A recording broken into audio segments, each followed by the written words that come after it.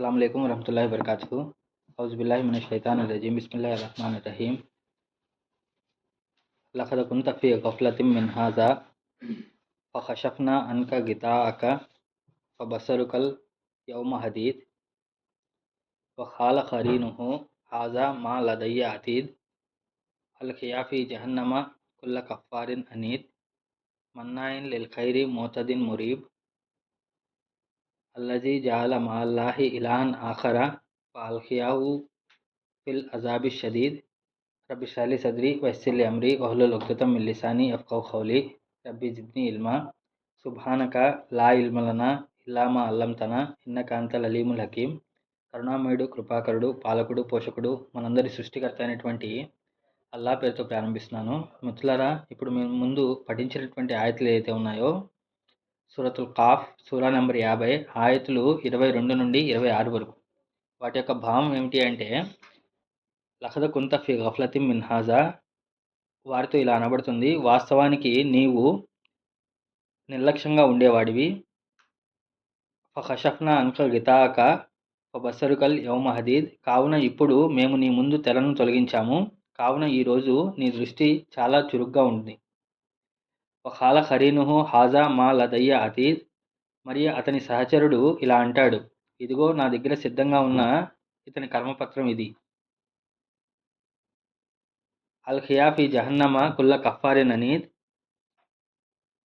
మూర్ఖపు పట్టు గల ప్రతి సత్య తిరస్కారుని మీరిద్దరూ కలిసి నరకంలో విసిరివేయండి. మన్నాయిన్ లిల్ ఖైరి మూతదిన్ మురీబ్, మంచిని నిషేధించేవాడిని మరియు హద్దులు మీరి ప్రవర్తిస్తూ సందేహాలను వ్యాపింపజేసేవాడిని. అల్లజీ జాల మా అల్లాహి ఇలాహన్ ఆఖర, అల్లాకు సాటిగా ఇతర ఆరాధ్య దైవాన్ని కల్పించిన వాడు ఇతడే, కావున ఇతనిని మీరిద్దరూ కలిసి ఘోర శిక్షలో పడవేయండి. ఇది ఈ ఆయతుల యొక్క క్లుప్తమైనటువంటి తర్జుమా. దీని గురించి మరింటి కొన్ని విషయాలు తెలుసుకునేటువంటి ప్రయత్నం చేద్దాము. గత వారం క్లాస్లో మనము సూర కాఫ్ యొక్క 16 నుండి 21 ఆయతుల వరకు మనం మాట్లాడుకోవడం జరిగింది. అక్కడ మనం చూసినట్లయితే అక్కడ సృష్టికర్త అనేటువంటి అల్లా ఏం చెప్తున్నాడు అంటే, మీకు సాక్షిగా ఉండటానికి మేము మీకు యొక్క కంఠనాళం కన్నా దగ్గరగా ఉన్నాము. మీరు ఏదైతే చేస్తున్నారో మీ హృదయాల్లో మెదిలేటువంటి రహస్యాలు సైతం నాకు బాగా తెలుసు. అయినా కానీ మీరు ప్రూఫ్గా కావాలనుకుంటే మీ కర్మలను, మీ యొక్క పలుకులను, మీ మాటలను, మీ చేతలను రికార్డ్ చేయడానికి ఇద్దరు కుడిపక్షం వైపు ఎడమపక్షం వైపు రాసేటువంటి వాళ్ళు ఉన్నారు. ముతలక్కల్ యాని అనిల్ యమీని వాని షిమాలి అని చెప్పారు. వారిద్దరూ ఏమిటి అంటే, చేసేటువంటి ప్రతి కర్మ కూడా పలికేటువంటి మాట పూర్తి కాకముందే వాళ్ళు రికార్డ్ చేయడం జరుగుతుంది అని చెప్పడం జరుగుతుంది. దాని తర్వాత ఈ కర్మల పత్రం ఎప్పుడైతే అయిపోతుందో, సో ఇంకా సకలతుల్ మౌత్ ఏదైతే ఉందో అది తథ్యంగా వస్తుంది. అంటే మరణ సమయం ఏదైతే ఉందో అది తప్పకుండా ఆసన్నం అవుతుంది. దాని తర్వాత ఎప్పుడైతే మీరు తిరిగి లేపబడతారో, అంటే పాక ఊదబడినప్పుడు మీరు అందరూ కూడా తిరిగి లేపబడతారు. అప్పుడు ప్రతి వాడికి కూడా ఒక తోలేవాడు, ఒక సాక్ష్యంగా ఉండేటువంటి దైవదూతలు వస్తారు అని చెప్పడం జరిగిందనమాట. ఆ తోలేవాడు, ఆ సాక్షి ఎవరు అంటే, ఎవరైతే ఈ ఇహలోకంలో మనకి ఇక్కడ కుడివైపు కూర్చొని ఎడమవైపు కూర్చొని ఎవరైతే కర్మలు రాస్తూ ఉన్నారో వాళ్ళే అక్కడ సాయహున్ షహీద్ అవుతారు అని చెప్పడం జరిగిందనమాట. అది చెప్పిన తర్వాత దానికి కంటిన్యూషన్గా అల్లా ఏం చెప్తున్నాడు అంటే, లఖద కుంత ఫీ గఫ్లతిన్ మిన్ హాజా, ఈ విషయం పట్ల మీరు చాలా నిర్లక్ష్యంగా ఉన్నారు. లఖద అంటే వాస్తవానికి యథార్థంగా, కుంత అంటే అయి ఉన్నారు, ఫీ అంటే లో, గఫ్లతిన్ అంటే ఏమిటంటే, గఫ్లా అంటే ఏంటంటే గైన్ ఫే లామ్ అనేటువంటి అక్షరాల నుండి వచ్చింది. అంటే ఏమిటి అంటే, ఏదైతే దాన్ని నిర్లక్ష్యంగా ఉండటం, దాని పట్ల అప్రమత్తంగా లేకపోవటం, ఏదైతే కవర్ అయి ఉండటం, ఇవన్నీ అర్థాలు దాంట్లో వస్తాయన్నమాట. గాఫిల్ అంటే ఏమరపాట్లో ఉండటం, దాని పట్ల అవగాహన లేకుండా ఉండటం ఏదైతే ఉందో ఇవన్నీ కూడా ఈ పదంలో వస్తాయన్నమాట. మీరందరూ కూడా దీని పట్ల నిర్లక్ష్యంగా ఉన్నారు, అవగాహన రాహిత్యంగా ఉన్నారు అని చెప్పడం జరుగుతుంది అనమాట. దేని నుండి అంటే మిన్హాజా, దీని నుండి అంటే ఆ రోజు కళ్ళ ముందు అన్నీ కనబడుతూ ఉంటాయి కదా, ఆ కనబడుతూ ఉంటే తోలేవాడు వస్తాడు, సాక్షిగా ఉండేటువంటి వాడు వస్తాడు. వీళ్ళందరూ వస్తే వీళ్ళందరినీ చూడంగానే ఏమిటి అంటే అతను ఆశ్చర్యపోతాడు, మనిషి ఆశ్చర్యపోతాడు అనమాట. ఆశ్చర్యపోతే అతను ఏం చెప్పబడుతుందంటే, దీని పట్ల నువ్వు చాలా నిర్లక్ష్యమైనటువంటి ధోరణి అవలంబించావు. కషఫ్నా అనక గితాక, కావున ఈరోజు కషఫ్నా అంటే ఏమిటి అంటే తొలగించడం, కాషిఫ్ అనేటువంటి పదం ఏదైతే ఉందో కాషిఫ్ లేదా కాషిఫ్ అంటే ఏమిటంటే ఎవరైనా ఈ పెయిన్ని తీసేసేవాడు, అంటే ఏదైనా రోగాన్ని కానీ లేకపోతే ఏదైనా నొప్పి కలుగుతుంటే ఆ నొప్పి భారాన్ని తీసేటువంటి వాడిని కాషిఫ్ అంటారు. ఇంకా ఏదన్నా ఏదన్నా రిమూవ్ చేయడాన్ని తీసి పక్కన పెట్టేయడాన్ని ఏమంటారంటే కాషిఫ్ అంటారనమాట. బరువు మోసేటువంటి వాడి బరువును దింపడానికి ఏంటంటే కాషిఫ్ అని చెప్పి చెప్పడం జరుగుతుంది అనమాట. కాషిఫ్ కషఫ్న అన్క అన్క అంటే నీ నుండి, అంటే కా అనేటువంటి పదం వచ్చింది, కుమ్ అనేటువంటి పదం రాల, అంటే సింగిల్ పర్సన్గా అలా మాట్లాడుతున్నాను, ప్రతి ఒక్కడికి సింగిల్గా మాట్లాడుతున్నాను అనమాట. కషఫ్న కావున మేము తొలగిస్తాము, అన్క అంటే నీ నుండి, గితాక అంటే ఏంటంటే నీ యొక్క కవరు, అంటే నువ్వు ఏదైతే కళ్ళు మూసుకొని వ్యవహరిస్తూ ఉన్నావో, లేకపోతే నువ్వు ఏదైతే ఇక్కడ గితాక అనేటువంటి పదం గైన్ తోయ్ ఐన్ అనేటువంటి అక్షరాల నుండి వచ్చింది. గత అంటే ఏమిటి అంటే ఏదైనా ఒక వస్తువుని మనం కప్పెట్టడానికి యూజ్ చేసేటువంటి కట్టెను, లేకపోతే ఏదైనా పాత్రలు పైన కవర్ చేయడానికి ఏదైతే మనం యూజ్ చేస్తామో దాన్ని గిత అంటారనమాట. సో ఈరోజు మేము తొలగిస్తాము నీ యొక్క కవర్ ఏదైతే ఉందో, నీ యొక్క కర్టెన్ ఏదైతే ఉందో, నీ యొక్క తెర ఏదైతే ఉందో అది మేము తొలగిస్తాము. ఫ బసరుక కావున నువ్వు చూస్తావు. ఫ బసరుక కావున నువ్వు చూస్తావు. ఎలా అంట, అల్యౌమ హదీద్ కావున నువ్వు చూస్తావు ఈరోజు. హదీద్ అంటే ఏమిటి, అల్ హదీద్ కదా, హదీద్ అని చెప్పి చెప్పారు. హదీద్ అంటే ఏమిటి అంటే ఏదైతే కఠినంగా ఉంటుందో లేకపోతే చురుగ్గా ఉంటుందో, ఇక్కడ హదీద్ అనేటువంటి పదాన్ని యూజ్ చేయడంలో ఏంటంటే హద్ దాల్ అనేటువంటి అక్షరాల నుంచి వచ్చింది. అంటే కఠినం అనేటువంటి కాదు, ఇంకా అర్థాలు ఏమొస్తాయంటే హద్ అంటే ఏమిటి అంటే ఏదైనా రెండు విషయాలను వేరు చేస్తుందో దాన్ని హద్ అంటారు. ఇప్పుడు సరిహద్దు అంటాం కదా, సరిహద్దు అంటే ఏం చేస్తుంది, ఒక గ్రామాన్ని వేరే గ్రామాన్ని వేరు చేస్తుంటుంది కదా, దాన్ని సరిహద్దు అంటారు. అలాగే హదీద్ అంటే ఏమిటి అంటే రెండు విషయాలను వేరు చేసేసి దాన్ని హదీద్ అని చెప్పి చెప్పడం జరుగుతుంది అనమాట. అంటే ఏమిటి అంటే ఇహలోకంలో ఉన్నప్పుడు ఏమిటి అంటే ఈ సూర ముందు నుండి ఏమిటి అంటే ఇది చాలా కల్పితమైనటువంటి విషయం, ఇది చాలా అమ్రిం మరీజ్ అన్నారు స్టార్టింగ్లో, ఇది చాలా కలగాపులగమైనటువంటి విషయం, సందేహాలకు లోనైనటువంటి విషయం అని చెప్పేసి వాళ్ళు అంటూ ఉన్నారు. లేకపోతే ఇదంతా కూడా చాలా దూరమైనటువంటి విషయము అని చెప్పేసి వాళ్ళు మాట్లాడటం జరిగింది. ఇక్కడ ఏం చెప్తున్నారంటే హదీద్ అంటే ఏమిటి అంటే ఈరోజు నీ యొక్క చూపు ఏదైతే ఉందో అది వాస్తవం ఏమిటి, కల్పితం ఏమిటి అనే దానికి రెండింటికి కూడా వేరు చేసి కనబడతా ఉంటుంది నీకు అని చెప్పి చెప్పడం జరుగుతుంది అనమాట. బసరుకల్ హదీద్ అని చెప్పి చెప్పారు, యౌమల్ హదీద్. సో ఈరోజు నీ యొక్క కళ్ళు ఏదైతే ఉన్నాయో అవి వాస్తవం ఏదైతే ఉందో అది చూస్తుంది అని చెప్పి చెప్పడం జరుగుతుంది అనమాట.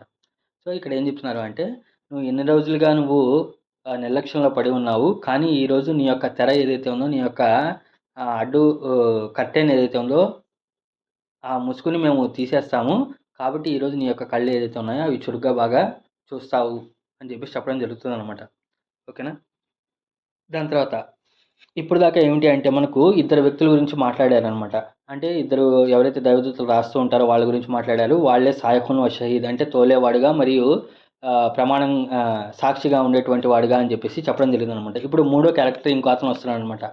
ఇంకో అతను ఎవరు అంటే వఖాల కరీనుహు, వా అంటే మరియు, కాల అంటే అతనితో అంటాడు లేకపోతే అంటాడు, కరీనుహు అంటే అతని యొక్క సహచరుడు లేకపోతే అతని యొక్క ఫ్రెండ్ అనమాట. కరీన్ అనేటువంటి పదానికి అర్థం ఏమిటి అంటే ఎవరైతే ఎల్లకాలంలో అతనితో అంటిపెట్టుకొని ఉంటాడో, కలిసిమెలిసి తిరుగుతూ ఉంటాడో అతన్ని కరీన్ అని చెప్పి చెప్పడం జరుగుతుంది అనమాట. ఈ కరీన్ ఎవరు అని చెప్పేసి చెప్పడానికి ఏమిటి అంటే చాలామంది ముఫస్సిల్లో ఉన్నటువంటి ఏకాభిప్రాయం ఏమిటి అంటే ప్రతి ఒక్క మనిషికి ఏమిటి అంటే ఇది ప్రవక్త వారి హదీస్ అనమాట. ప్రతి ఒక్క మనిషికి కూడా ఏమిటి అంటే ఒక జిన్నాత్ ఎవరైతే ఉన్నాడో అతను నియమించబడ్డాడు అని చెప్పి చెప్పడం జరుగుతుంది అనమాట. అది ఎవరు నియమించారు అంటే అల్లా నియమించింది కాదు, శైతాన్ నియమించింది అనమాట. ఇది ఎక్కడ వస్తుంది అంటే మనకు సూరతుల్ ఆరాఫ్లో, ఆరాఫ్ మరియు దాని తర్వాత వేరే అన్ని సూరాల్లో ఏమిటి అంటే నేను అతన్ని ముందు నుండి వెనకాల నుండి దాడి చేస్తాను, నా యొక్క జురియత్తులో నుండి వారికి అంటిపెట్టుకొని ఉంటాను, నీ యొక్క సరైనటువంటి మార్గంపై రుజు మార్గంపై నేను అడ్డు కూర్చుంటాను అని చెప్పి చెప్పడం జరుగుతుంది అనమాట. అతను ఏం చేస్తాడంటే అతనికి ఒక కరీన్ పెడతాడనమాట. దానికి ప్రవక్త వారు అందరికీ ఒక కరీన్ ఉంటాడు, అందరికీ ఒక జిన్నాత్ ఉంటాడు, అతను ఏమిటంటే చెడు చేయడానికి ప్రేరేపిస్తూ ఉంటాడు అని చెప్పి చెప్తాను అనమాట. అప్పుడు సహాబాలు అడుగుతారు, ఏ ప్రవక్త మీలో కూడా ఉన్నాడా అంటే అవును ఉన్నాడు, కానీ అతను అతను విధేయుడైపోయాడు, ముస్లిం అయిపోయాడు, నాకు ఎప్పుడు కూడా మంచి విషయాలనే ప్రోత్సహిస్తూ ఉంటాడు అని చెప్పేసి చెప్పడం జరుగుతుంది అనమాట. అలాగే అందరికీ కూడా ఏమిటి అంటే ఒక కరీన్ లోపల ఉంటాడనమాట. ఆ కరీన్ ఏం చేస్తూ ఉంటాడంటే ఎప్పుడు కూడా చెడు వైపునకు మళ్ళేటట్టుగా, తప్పుడు విషయాల వైపు వెళ్ళేటట్టుగా, ఏదైనా కఠినమైనటువంటి సమయంలో ఏమిటి అంటే చెడు నిర్ణయాలు తీసుకునేటువంటి విధంగా ప్రోత్సహిస్తూ ఉంటాడనమాట. ఇదే మనం వస్వస తువస్విసు బిహి నఫ్సుహు దాని తర్వాత అల్లసి యోస్విసు ఫీ సుదూరిన్నాస్ అని చెప్పి చెప్తాం కదా. ఇవన్నీ వస్వసాలు ఇవన్నీ చెడు ఆలోచనలు ఎవరి దగ్గర నుండి వస్తాయంటే ఈడే అనమాట, ఈ కరీన్ అనేటువంటి వ్యక్తి ఇతనే వస్తాడనమాట. అతను ఏమంటాడంటే కాల కరీనుహు, అతని యొక్క సహచరుడు ఎవరైతే ఉన్నాడో ఎప్పుడూ ఉండేటువంటి వాడు ఏమంటాడంటే హాజా మా లదయ్య అతీద్, ఇతనే నాకు అంటిపెట్టుకొని ఉన్నాడు, ఇతనే నాతో పాటుగా కలిసికట్టుగా ఉన్నాడు అని చెప్పి చెప్పడం జరుగుతుంది అనమాట. ఓకేనా. హాజా మా లదయ్య అతీద్ అంటే ఇదిగో నా దగ్గర సిద్ధంగా ఉన్న కర్మపత్రం అని చెప్పేసి ఇది ఒక ట్రాన్స్లేషన్ చెప్పారు. కానీ ఇక్కడ మీనింగ్ ఏమిటి అంటే హాజా మా లదయ్య అతీద్, ఇతనే నాకు అంటిపెట్టుకొని ఉన్నాడు అని చెప్పేసి అతను చెప్పడం జరుగుతుంది అనమాట. ఇక్కడ అతను ఏం చెప్తున్నాడు అంటే మొత్తం కూడా నేరం ఎవరిపైన మోపేశాడు అంటే వ్యక్తి పైన మోపేశాడు అనమాట. ఆ మనిషి ఎవరైతే లాక్కొని వెళ్తున్నారో అతని పైన మోపేశాడు అనమాట. నేను అతనితో ఉన్న నేను అతన్ని వెంట పెట్టుకొని ఉండేవాడిని అని చెప్పి చెప్పలా, అతనే నన్ను ఎప్పుడు కూడా అంటిపెట్టుకొని ఉంటాడు అని చెప్పి చెప్పాడు అనమాట. ఇక్కడ ఏంటంటే అరబిక్లో హాజా మా లదయ్య అతీద్ అని చెప్పేసి యూజ్ చేశారు. అలా కాకుండా అనా అతీదున్ లదైహి అని చెప్పేసి చెప్పలా అతను. అనా అతీదున్ లదైహి, నేను అతనికి ఎప్పుడు కూడా అంటిపెట్టుకొని ఉన్నాను అని చెప్పేసి ఆ కరీం చెప్పలా. కరీం ఏం చెప్తున్నాడు అంటే హాజా మా లదయ్య అతీద్, అతను నాకు ఎప్పుడు కూడా అంటిపెట్టుకొని ఉండేవాడు, నాతో ఎప్పుడు కూడా నా మాటలు ఎప్పుడు కూడా వింటూ ఉండేవాడు అని చెప్పేసి నేరం అనేది రివర్స్గా మనిషి పైన మోపేస్తాడనమాట. అతను ఏమిటి అంటే ఇలా చెప్తే వేరేగా ఉండేదనమాట. ఏమని అనా అతీదున్ లదైహి, నేను అతనికి ఎప్పుడు కూడా అంటిపెట్టుకొని ఉన్నాను, నేను అతన్ని చెడు వైపును ప్రోత్సహించాను అని చెప్పి చెప్తే అక్కడ స్టోరీ వేరేగా ఉంటుంది. కానీ అక్కడ అతను ఏమంటున్నాడంటే హాజా మా లదయ్య అతీద్, అతను నన్ను ఎప్పుడు కూడా విడిచిపెట్టకుండా నన్ను ఎప్పుడు కూడా అంటిపెట్టుకొని ఉంటాడు అని చెప్పేసి అతను మనిషి మీద నెట్టేయడం జరుగుతుందనమాట. అల్ ఖియాఫీ జహన్నమ కుల్ల కఫారిన్ అనేది ఈ విధంగా ఏమిటి అంటే ఈ గొడవ ఏదైతే ఉందో ఇది జరుగుతూ ఉంటుంది అనమాట. ఇది ఇద్దరి మధ్యలో బాగా డిస్కషన్ అనేది జరుగుతూ ఉంటుంది అనమాట. ఈ ఈ విధంగా ఆర్గ్యుమెంట్ ఏదైతే ఉందో ఈ ఇద్దరు గొడవ పడుతూ ఉంటారు. ఏంటి ఖరీనను ఈ వ్యక్తి, దాని తర్వాత ఏమిటి అంటే అక్కడ ఉన్నటువంటి సాయకు షహీద్ ఇద్దరు ఉంటారు కదా, అతను మళ్ళీ ఇతను వీళ్ళందరూ కూడా చెప్తూ ఉంటారు అనమాట. అతనే నన్ను అంటిపెట్టుకుని ఉన్నాడు, నేనేమీ చేయలేదు, అతనే నేను చెప్పినట్టుగా ప్రోత్సహిస్తూ నా వెనకాల వచ్చేసాడు అని చెప్పి చెప్పడం జరుగుతుంది అనమాట. అది చూసి అక్కడ సమాధానం ఏం చెప్పబడుతుంది అంటే అల్ఖియా ఫీ జహన్నమ కుల్ల కఫారిన్ అనేది. అల్ఖియా అంటే విసిరివేయండి, ఫీ జహన్నమ నరకంలో, కుల్ల కఫారిన్ అనేది ప్రతి ఒక్క కఫార్ అంటే తిరస్కారి, మరియు అనీద్ అంటే ఏమిటి అంటే ఏదైతే ఎముక గొంతులో ఇరుక్కుపోతుందో అలాంటి వాడిని. అంటే ఏమిటి అంటే ప్రతి మూర్ఖ పట్టు పట్టుకోవడం అంటే అనీద్ అనేటువంటి పదం ఏమిటంటే ఏదైనా ఇరుక్కుపోయింది అనుకోండి గొంతులోకి, అదేమిటంటే ఒక పట్టాన వదలదు, లోపలికి వెళ్ళదు, బయటికి రాకుండా ఇరుక్కుపోతూ ఉండటం ఏదైతే ఉందో దాన్ని అనీద్ అని చెప్పి చెప్పడం జరుగుతుంది అనమాట. సో ఇక్కడ ఈ మనిషి కూడా ఏమిటి అంటే అటు పక్కన పూర్తిగా సత్య తిరస్కారంలో, ఇటు పక్కన పూర్తిగా విశ్వాసంలో లేకుండా అటు ఇటు కాకుండా ఉన్నటువంటి వ్యక్తి ఎవరైతే ఉన్నారో అలాంటి వ్యక్తిని ఏమిటి అంటే అల్ఖియా ఫీ జహన్నం కుల్ల కఫారిన్ అని. సో అతన్ని విసిరివేయండి నరకంలో, ప్రతి ఒక్క అంటే వాళ్ళిద్దరిని కూడా ఇప్పుడు కుల్ల కఫారిన్ అనేది అన్నారు కదా, ఆ కరీన్ ఎవరైతే ఉన్నారో అతన్ని, దాని తర్వాత ఇతను వ్యక్తి ఎవరైతే ఉన్నాడో అతన్ని తీసుకెళ్ళి నరకంలో విసిరి పడేయండి అని చెప్పి చెప్పడం జరుగుతుంది అనమాట. ఇంకా అతని యొక్క క్యారెక్టర్స్ ఏంటి, అతని యొక్క లక్షణాలు ఏమిటి అంటే మన్నాయిన్ లిల్ ఖైరి మోతదిన్ మురీబ్. మన్నా అంటే ఏమిటంటే నిరోధించడం, ఆపడం, మనాకరణ అంటాం కదా. మన్నాయిన్ లిల్ ఖైరి, దేని నుండి నివారిస్తున్నాడు, దేని నుండి ఆపుతున్నాడు అంటే లిల్ ఖైరి, మంచి ఏదైతే ఉందో ఆ మంచి నుండి ఆపుతున్నాడు, నిరోధిస్తున్నాడు. మన్నాయిన్ లిల్ ఖైరి మోతద్ అంటే ఏమిటి అంటే ఎవరైతే హద్దులు మీరి ప్రవర్తిస్తూ ఉంటాడో అతన్ని మోతద్ అంటారు అనమాట. సో ఈ క్యారెక్టర్స్ అన్నీ కూడా ఎవరి అయితే ఉన్నాయో వాళ్ళందరూ కూడా సత్యతిరస్కాలు ఎవరైతే ఉన్నారో వాళ్ళు ఉన్నటువంటి లక్షణాలు అనమాట. సో వాళ్ళు ఎవరైతే ఉన్నారో దేవుణ్ణి నమ్మనటువంటి వాళ్ళు, తీర్పు దినాన్ని నమ్మనటువంటి వాళ్ళు, లేకపోతే పరలోకం గురించి అవగాహన లేనటువంటి వాళ్ళు అందరూ కూడా ఏమిటి అంటే వాళ్ళ యొక్క క్యారెక్టర్స్ ఏమిటంటే ఏదైనా మంచి పని చేయడానికి వెళ్తున్నప్పుడు స్వయంగా అతను కూడా ఆగిపోతూ ఉంటాడు, అలాగే వేరే వాళ్ళని కూడా ఏమిటి అంటే నిరోధిస్తూ ఉంటాడు, వేరే వాళ్ళని మనా చేస్తూ ఉంటాడు, వేరే వాళ్ళని నిరుత్సాహపరుస్తూ ఉంటాడు, ఆపుతూ ఉంటాడు మంచి పని చేసేటప్పుడు. ఇంకా మోతదీన్ అంటే ఏమిటి అంటే హద్దులు మీరు ప్రవర్తిస్తూ ఉండటం అనమాట. సో నన్ను ఆపేటువంటి వాడు ఎవడూ లేడు, శిక్షా బహుమానాలు లేవు అన్నప్పుడు నేను ఎంత తప్పులు చేసుకుంటూ వెళ్ళినా సరే నన్ను పట్టుకునేటువంటి వాడు లేడు అనేటువంటి ధైర్యంతో ఏమిటి అంటే మోతదీన్ హద్దులు మీరి ప్రవర్తిస్తూ ఉండటం. మరియు మురీబ్ అనేటువంటి పదానికి అర్థం ఏమిటి అంటే ఎవరైతే సందేహాలను, రైబ్ అనేటువంటి పదం నుండి వస్తుందన్నమాట.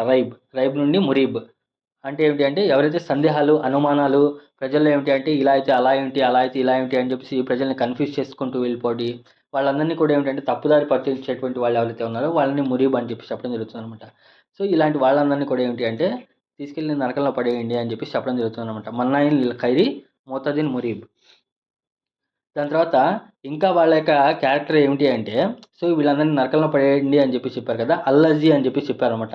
ఇక్కడ అల్లజీ అనేటువంటి పదం అండర్‌లైన్ చేసుకుంటే, ఇక్కడ వారిలో ఒక ప్రత్యేకమైనటువంటి గ్రూపు, పర్టిక్యులర్ గ్రూప్ అనమాట. అంటే అల్లజీ అని చెప్పేసి చెప్పారనమాట. ఇంకా కొంచెం ముందుకు వెళ్తే మన్ అనేటువంటి పదం వస్తది తర్వాత. ఇక్కడ అల్లజీ అనేటువంటి పదం వచ్చిందనమాట. అల్లజీ అంటే ఒక పర్టిక్యులర్ వర్గం వాళ్ళు ఎవరు అంటే, వాళ్ళు ఒక ప్రత్యేకమైనటువంటి వర్గం వాళ్ళు అల్లజీ. ఎవరైతే జాల మాల్లాహ్ ఇలాహన్ ఆఖరా చేసుకున్నారు అల్లాతో పాటుగా ఇలాహన్ ఆఖరా ఆరాధ్య దైవాన్ని వేరొక ఆరాధ్య దైవాన్ని చేసుకున్నారు అని చెప్పి చెప్పడం జరుగుతుందనమాట.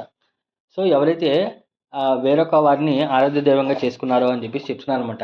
ఈ సూర యొక్క కాంటెక్స్ట్ ముందు నుండి మనం చూసుకుంటూ వస్తే ఏమిటి అంటే, ఇక్కడ ఈ సూరాలో పైనుండి కింద దాకా వేరొక విగ్రహారాధన చేశారు, లేకపోతే వేరే లాత్ని మనాత్ని ఉజ్జాని ఆరాధ్య దైవాలుగా చేసుకున్నారు, లేకపోతే ఈశాన్ని దైవంగా చేసుకున్నారు, లేకపోతే వేరే వాళ్ళని దైవంగా చేసుకున్నారు. ఈ టాపిక్ ఏం రాలా. ఇక్కడ అంతా కూడా ఎవరి చుట్టూ నడుస్తుంది అంటే మనిషి మరియు మనిషి లోపల ఉన్నటువంటి గర్వం, ఈ చుట్టూ మనిషి లోపల ఉన్నటువంటి మనస్తత్వం గురించే నడుస్తుందన్నమాట. ఇక్కడ చాలామంది ముఫస్సిర్లు చెప్పేటువంటి విషయం ఏమిటి అంటే, అల్లజీ జాల మా అల్లాహి ఇలాహన్ ఆఖరా, అల్లాతో పాటుగా వేరొకరిని ఇలాహగా చేసేసుకున్నాడు అని చెప్పి చెప్తే, అదేమిటి అంటే అతని యొక్క అహం ఏదైతే ఉందో, అతని యొక్క సెల్ఫ్ ఏదైతే ఉందో, వాటిని అతని యొక్క కాంక్షలు, కోరికలు ఏదైతే ఉన్నాయో ఆ కోరికల్ని దేవుడిగా చేసేసుకున్నాడు అని చెప్పి చెప్తున్నాను అనమాట. అది ఇలాహన్ ఆఖరా అంటే ఆ అర్థంలో తీసుకున్నారనమాట. అంటే ఏమిటంటే అల్లాతో పాటుగా వేరొకరిని ఆరాధ్య దైవంగా తీసుకున్నారు అంటే స్వతహాగా తన లోపల ఉన్నటువంటి వ్యక్తి అహాన్ని ఏమిటి అంటే అతను ఆరాధ్య దైవంగా తీసుకుంటారు. ఇదే సూరాల్ సిరీస్లో మనకి ఏమొస్తుంది అంటే అరైత్ అల్లజీ మత్తఖజా ఇలాహు హవాహు అంటారు. ఎవరైతే తన మనోవాంఛల్ని దైవంగా చేసుకున్న వాడిని నువ్వు చూసావా అని చెప్పేసి చెప్పడం జరుగుతుంది అనమాట. అరైత్ అల్లజీ మనిత్తఖజా ఇలాహు హవా, ఎవరైతే తన మనోవాంఛల్ని ఇలాహగా చేసుకున్నాడో అతన్ని నువ్వు చూసావా అని చెప్పేసి చెప్పడం జరుగుతుందనమాట. ఇక్కడ ఇలాహ్ అనేటువంటి పదానికి ఇంకా అర్థం తీసుకుంటే, ఇలాహ్ అంటే ఏమిటంటే సాధారణంగా ఆరాధ్య దైవం అని చెప్పేసి మనం అంటాము. ఇంకా ఇలాహ్ అనేటువంటి పదానికి ఇంకా అర్థాలు ఏమిటంటే ప్రేమ అనేటువంటి అర్థాల్లో కూడా వస్తుందన్నమాట. అంటే ఏదైనా ఒక విషయం కోసం చచ్చే అంత ప్రేమ కలిగి ఉండటం ఏదైతే ఉందో దాన్ని ఇలాహ్ అని చెప్పి చెప్పడం జరుగుతుందన్నమాట. అంటే ఏమిటంటే ప్రేమలో చాలా స్టేజెస్ ఉంటాయన్నమాట. ఒక స్టేజ్ ఏమిటంటే హుబ్బున్ అంటారు, ఇంకో స్టేజ్ ఏమిటంటే షహవాత్, అలా ఇక ఇలా ఉంటూ ఉంటాయన్నమాట. హుబ్బున్ అంటే ఏమిటంటే దాగి ఉన్నటువంటి ప్రేమ, లోపల ఉన్నటువంటి ప్రేమ అంటారు.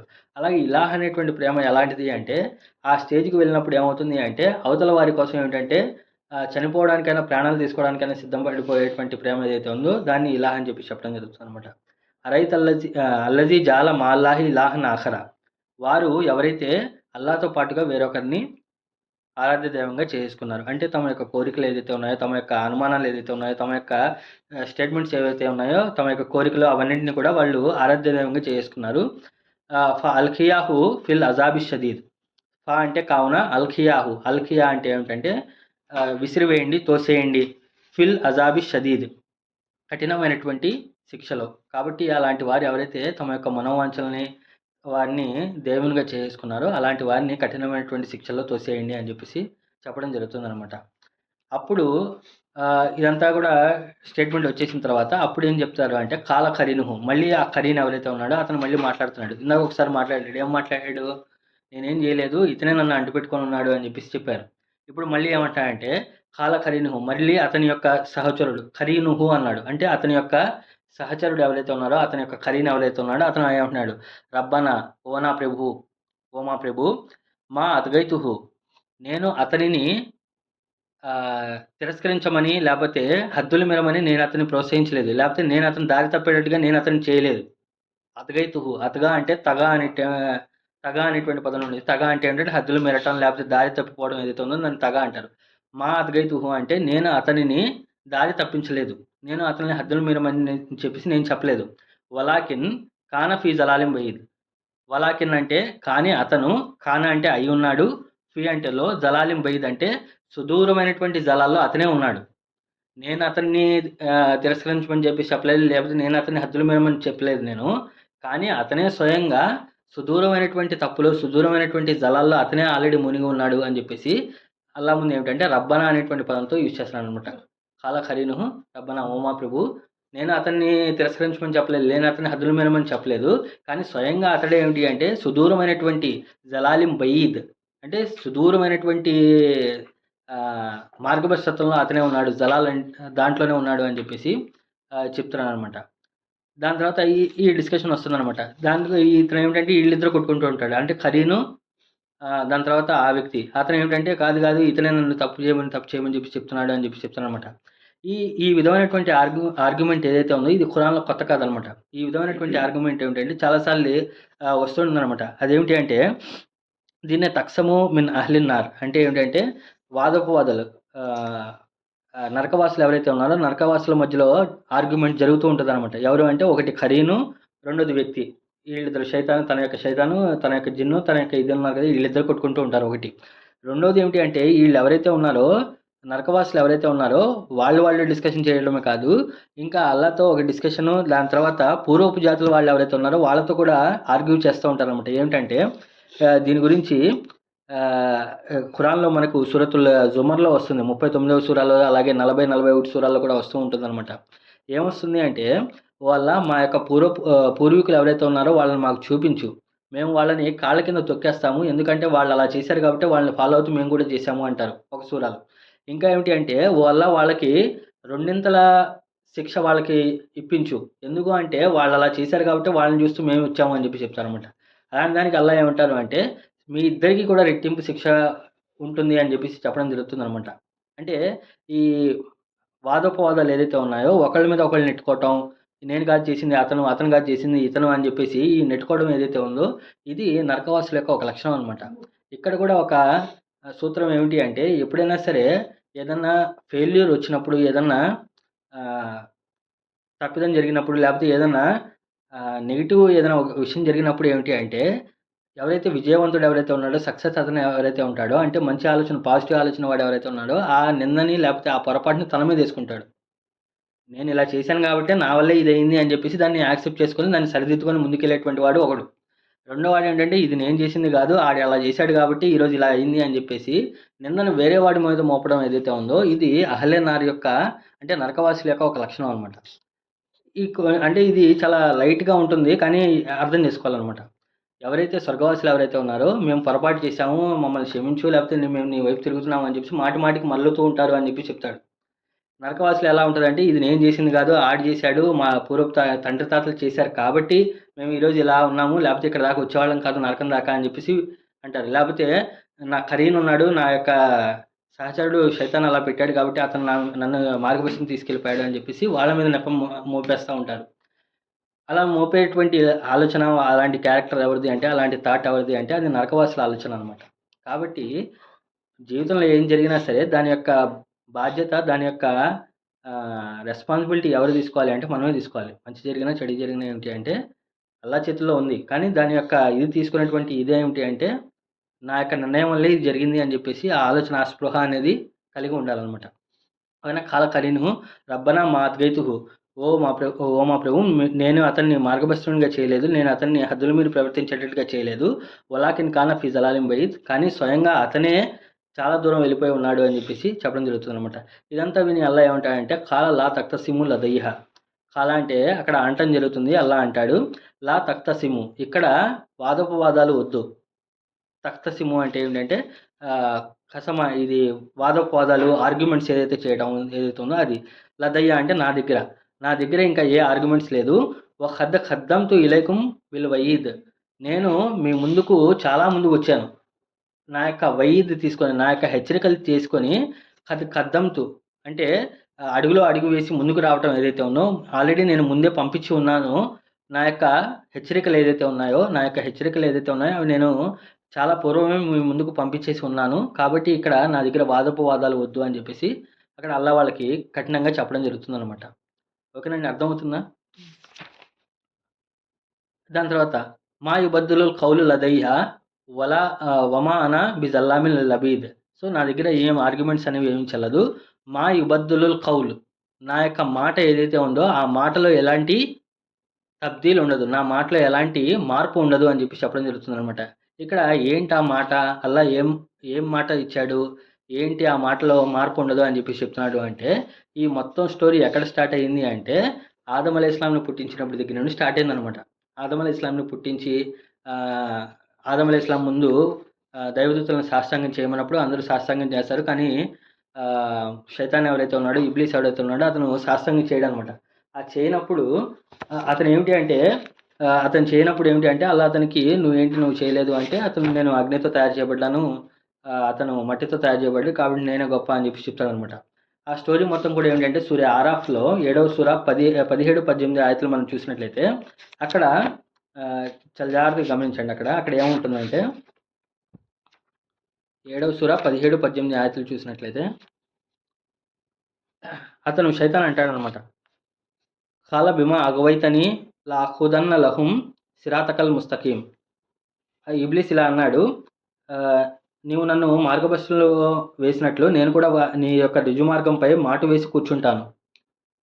సుమ్మ లా ఆతి అన్నహుం మిన్ బైని ఐదీహిం వమిన్ ఖల్ఫిహిం వాన్ ఐమానిహిం వాన్ షిమాలిహిం.